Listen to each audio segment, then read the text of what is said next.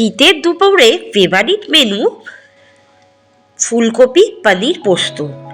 একটু অন্যরকম পদ্ধতিতে করেছি স্বাদ বাড়ানোর জন্য। দেখে নেওয়া যাক রেসিপিটি। প্রথমে কড়াটা হালকা আছে একটু গরম করে দিয়ে দেবো 1 কাপ সর্ষের তেল।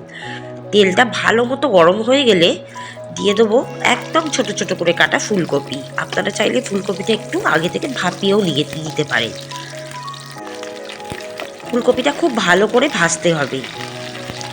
এরপর দিয়ে দেবো ডুমো ডুমো করে কাটা আলু, আর 1 চামচ হলুদ গুঁড়ো, আর দিয়ে দেবো 1 চামচ লঙ্কার গুঁড়ো দিয়ে ভালো করে ভাজবো। তাহলে ফুলকপি আলু একসাথে ভাজা হয়ে যাবে। ফুলকপি আলুটা ভালোভাবে ভাজা হয়ে গেছে। এবার ছোট ছোট করে কাটা পনিরগুলোও দিয়ে দেবো।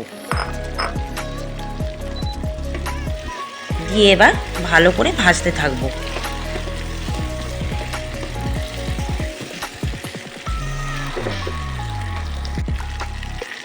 এবার দিয়ে দেবো 1 চামচ লবণ দিয়ে ভালো করে এটাকে ভাজা হচ্ছে ততক্ষণ কিন্তু ভাজতে হবে।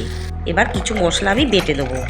এর মধ্যে দিয়ে দেবো 1 কাপ বাদাম খোসা সমেত, 1 কাপ পোস্ত, আর 1 কাপ সাদা তিল।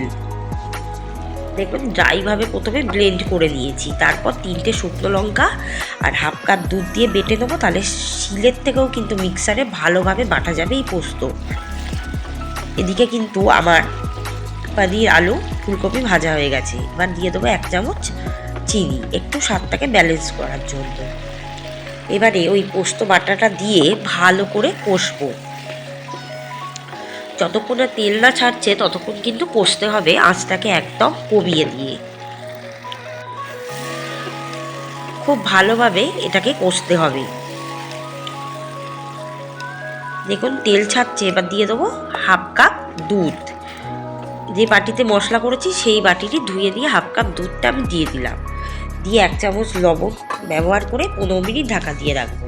15 মিনিট পর ঢাকাটা খুলে একটু উল্টে পাল্টে দেবো তরকারিটা, যাতে খুব ভালোভাবে আলু আর ফুলকপি সিদ্ধ হয়। এবার 20 মিনিট ঢাকা দিয়ে রাখবো। 20 মিনিট পর ঢাকাটা খুলবো। দেখুন ফুলকপিটা প্রায় সেদ্ধ হয়ে গেছে। এবার ওপর থেকে একটু ধনেপাতা কুচি ছড়িয়ে দেবো। দিয়ে এটাকে একদম হালকা আছে রান্না করবো মিনিট 15 ঢাকা দিয়ে। এরপর ঢাকাটা খুলে দেখুন একদম মাখা মাখা হয়ে গেছে, আর আলুটা ফুলকপিটা খুব ভালো করে সিদ্ধ হয়ে গেছে।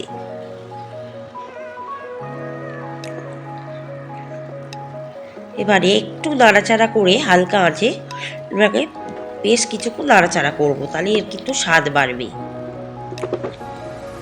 এরপর গরম গরম ভাতের পাতে পরিবেশন করব আলু ফুলকপি পনির পোস্ত। যদি রেসিপিটি ভালো লাগে অবশ্যই চ্যানেলটিকে সাবস্ক্রাইব করবেন। খুব সিম্পল রেসিপি, যেটা আপনারা সহজেই বাড়িতে বানাতে পারেন। তবে পোস্তর সাথে এই যে 3টে উপকরণ দিলাম, এটা দিলে আরও স্বাদ কিন্তু বাড়ে। তাই রেসিপিটি অবশ্যই বাড়িতে বানিয়ে দেখবে, দারুণ স্বাদ হয়। ওপর থেকে একটু ধনেপাতা কুচি ছড়িয়ে দিলে ব্যাপারটা মন্দ হয় না। আগামী দিনে অপে আসছে, তাই আমার চ্যানেলে চোখ রাখুন আর চ্যানেলটিকে সাবস্ক্রাইব করুন। আজকের রেসিপি এখানেই সমাপ্ত হলো। ধন্যবাদ।